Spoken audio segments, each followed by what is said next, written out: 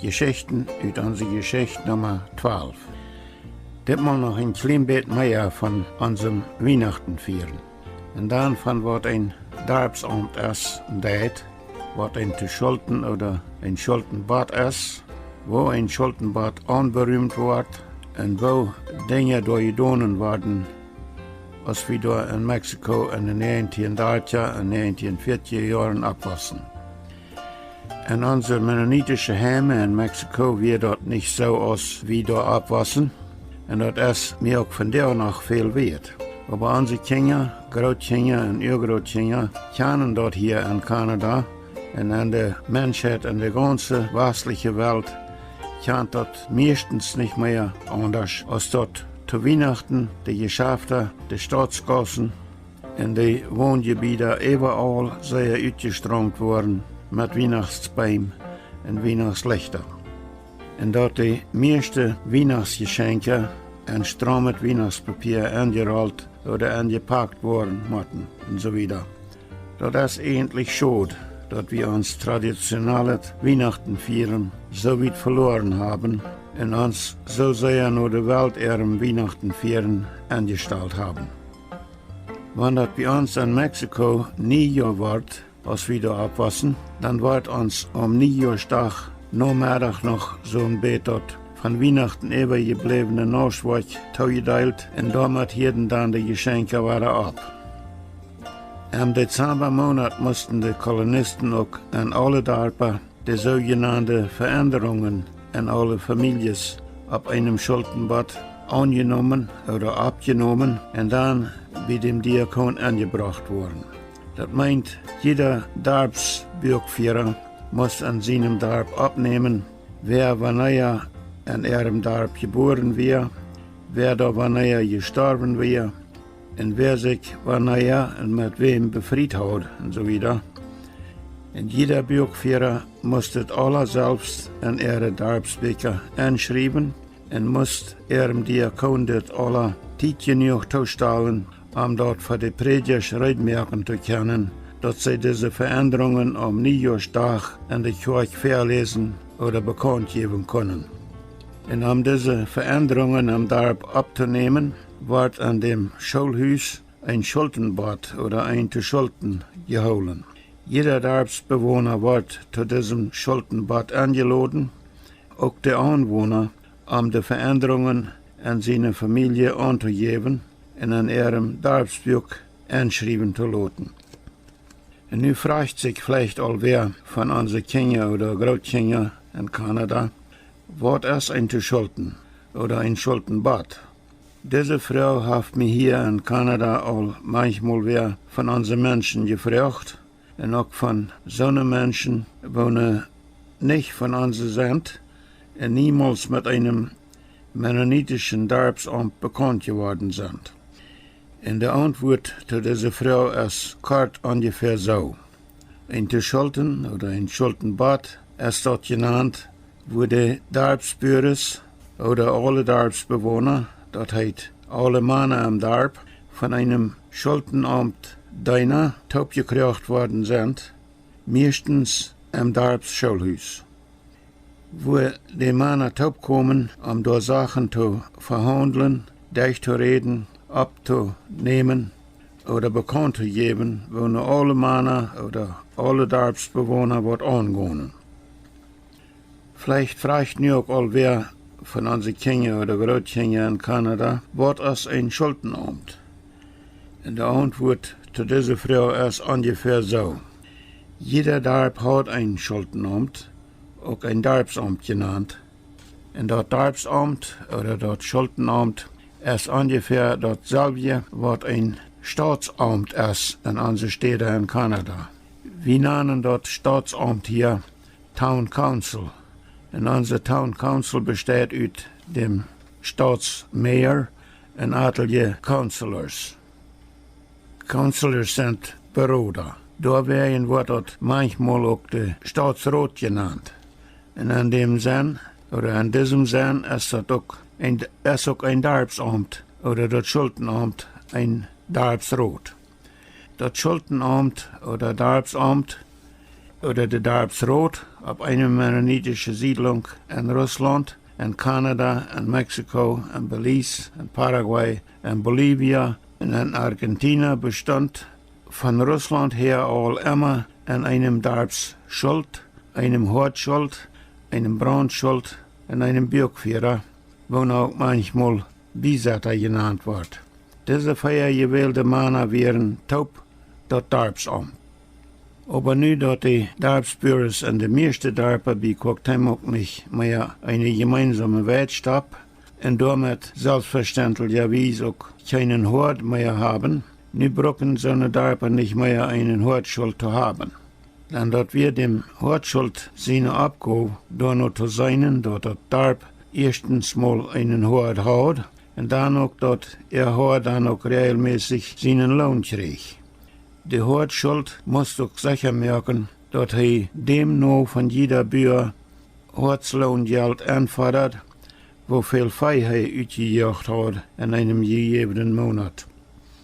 Und dann, dort sogenannte Wertgeld rechtmäßig verrechnen, kollektieren und uitholen zu können, muss de Hortschuld in 3 Monaten, wann das Fei auf die gemeinsame Wertstab gejocht wird, abnehmen, wieviel Steckfei jeder Bürger jeder Monat uitgejocht hat. Das Schuldenamt hat die Rechnung an ihre Beker von kriegt, wieviel Acker Weidland jeder Bürger an ihre gemeinsame Wertstab hat. Und die Darbsbewohner hatten noch einen Preis berät, von wieviel Geld ein Acker Weid am Monat wert wäre und so weiter. Und wenn der Hortschuld abgenommen hat, wieviel Steckfei jeder Bürger am gegebenen Monat uitgejocht hat, dann kann er dort kriegt uitrechnen, wer wieviel Weidgeld holen muss an dem gegebenen Monat und wer wieviel Weidgeld zu kriegen hat an dem Monat. Sodass kein Bürger kort kommen braucht an seine Weidland annehmen, wenn er wenig Fei uitjocht, und auch kein Bürger mit anbetolte Weid davon kommt, wenn er sehr viel Fei uitjocht. Wo wird ein Schuldenbad oder ein zu Schulden unberühmt? Oder wo werden die Bürgers an einem Darb zu einem zu Schulden oder Schuldenbad topgekriegt?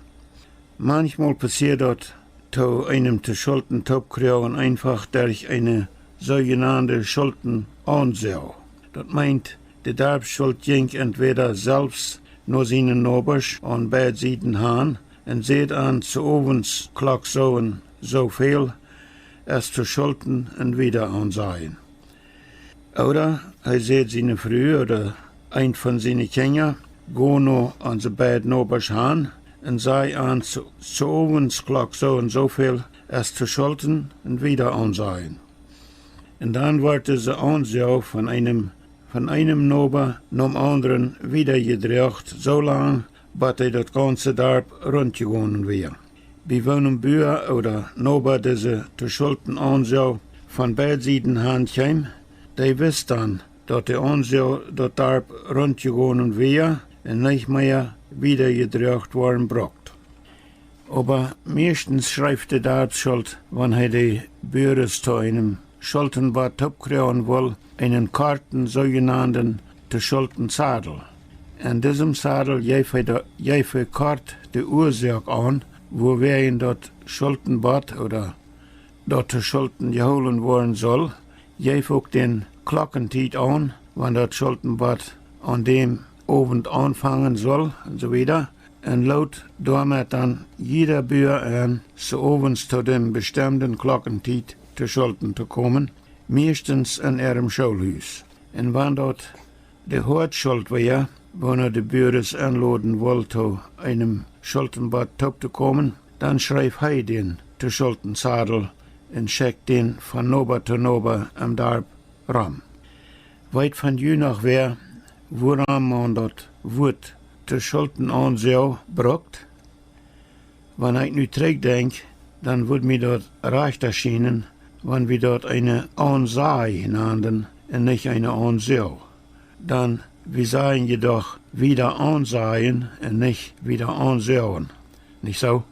Ich erinnere mich übrigens auch noch daran, dass einige Männer, wenn dort so wenig als mehrlich als ein A uitspreken wollen, wanneer ze Judische weer evaluiert uitspreken.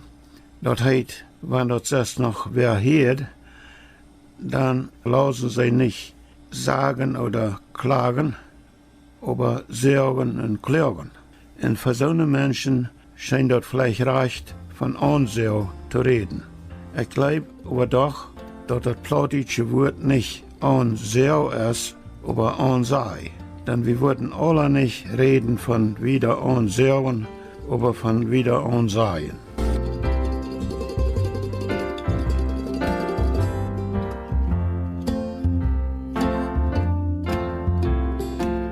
Im Dezembermonat schickten die Vorsteher jeder Darbsamt immer ein Schreiben zu, und wonen sie die Darbsteiner darauf aufmerksam machen, wonen Koloniesteiner ihre Zeit am Ende vom Jahr aufrand, für wonen sie gewählt worden wären.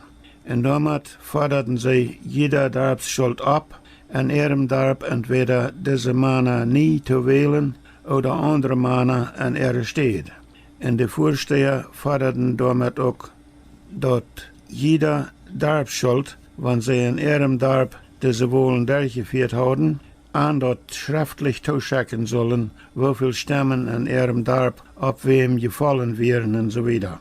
Die Vorsteher ermahnten die Schuldenamter an diesem Schreiben auch, dass sie zu gleicher Zeit an ihre Darbe auch die Darbsdeinerwahlen durchführen sollen, ihre Darbsteiner, wenn den ihre Zeit am Ende vom Jahr aufrand, für wonen sie gewählt worden wären, entweder weiter einen wählen sollen oder andere Männer an ihre Stelle.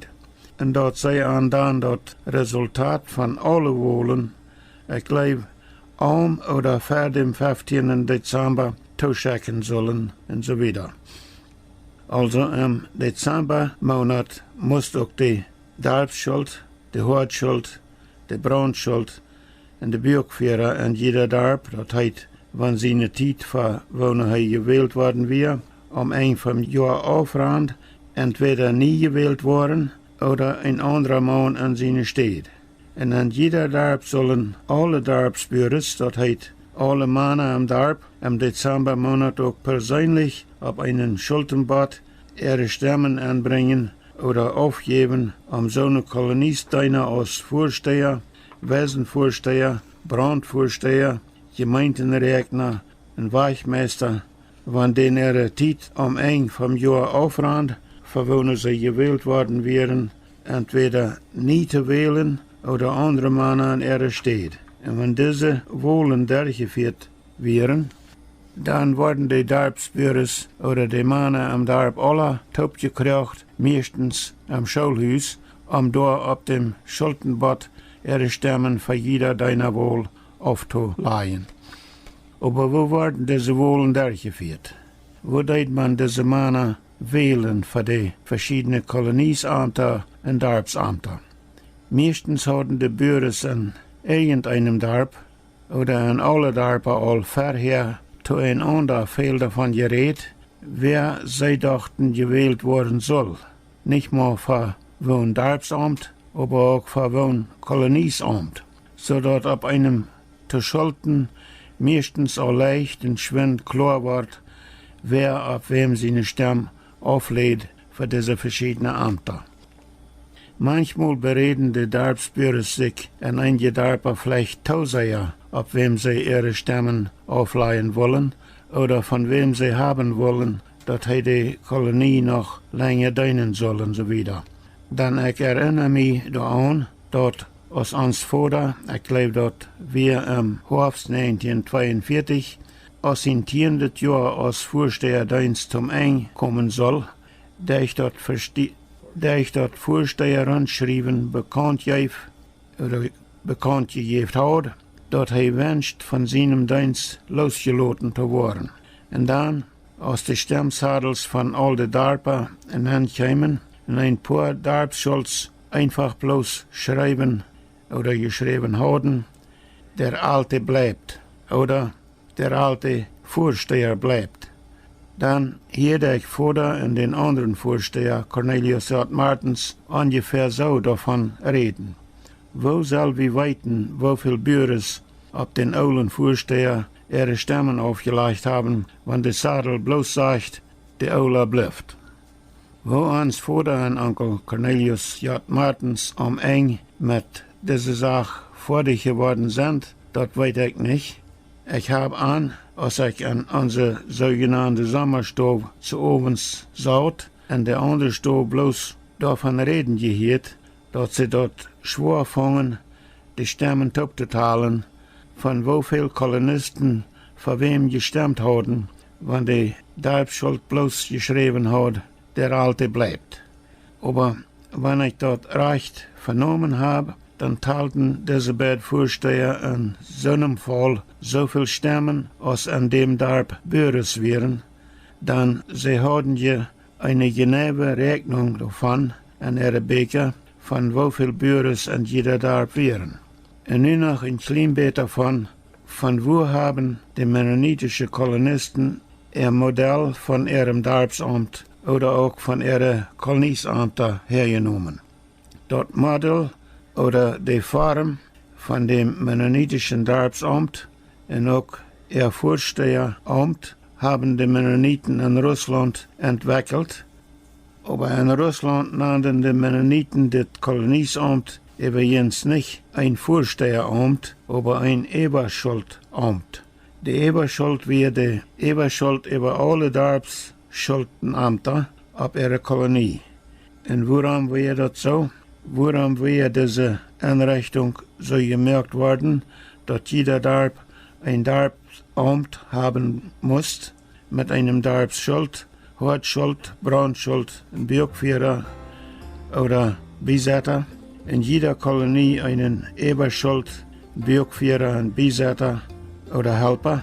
Das kam dadurch, dass die Mennoniten in Russland ein Darper ansiedelten und dass die russische Regierung verlangt, dass die Kolonisten in ihrem Land ihre eigene lokale Regierung haben sollen, durch welche die Staatsregierung die Kolonisten regieren will. Diese Einrichtung verlangt die russische Regierung nicht mal von den mennonitischen Kolonisten in ihrem Land, aber auch von allen anderen nicht-mennonitischen Kolonisten. Das wird die Lehre oder die Situation, in der sich die Mennoniten ihr Selbstregierungssystem oder ihr Selbstregierungsmodell in Russland entwickelt haben. In das Modell von Selbstregierung haben die Mennoniten mitgebracht, nur wo immer sie in Nord-, Mittel- und Südamerika und Kolonien angesiedelt sind. Mit dem einen Unterschied, dass das Eberschuldamt in Amerika nicht Regierungsmacht hat und nicht Eberschuldamt, aber Vorsteheramt genannt wird. Lothar noch mal mehr davon, wenn wir von den einzelnen Punkten an den Mennoniten ihre Freiheiten in Russland reden. Hier brechen wir weiter auf für das Mal. Nächstes Mal noch weiter mehr von wo wir in Mexiko in unsere Kinder und Jugendjahren als mennonitische Bürgers ihre Kinder in verschiedene Wege bei der Formarbeit mitgearbeitet haben. Und auch von was unsere Eltern dort damals schafften. But nächstes Mal. Ich sehe George Rempel.